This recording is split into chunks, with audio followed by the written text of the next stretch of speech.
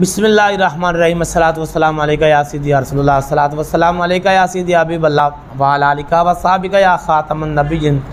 क्या इंसान कुर्बानी उसने करनी, क्या कर्जा लेके कुर्बानी कर सकता है?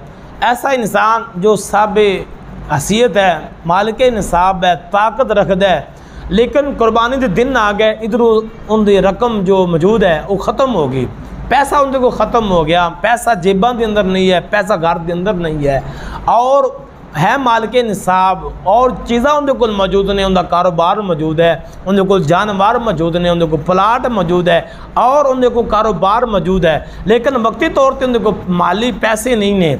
और क्या वो कर्जा लेके कुर्बानी कर सकता है? अगर मालिक निसाब है, साहब निसाब है, वक्ती तौर पर उनके को पैसे ख़त्म हो गए ने, वो कर्जा लेके कुर्बानी करे और उस तो बाद यानी कर्जे के पैसे वापस लुटा दे।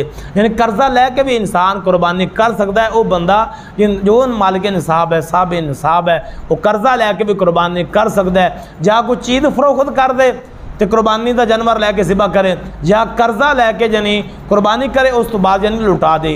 उनके को दुकाना मौजूद ने, कारोबार मौजूद है, उनके जानवर मौजूद ने, या कोई चीज़ फरोख्त करके वो कुर्बानी करेगा, या कर्जा लैके कुर्बानी अदा करे, रब दे नाल ते कुर्बानी करे और उस तो बाद कर्जा वापस लुटा दे।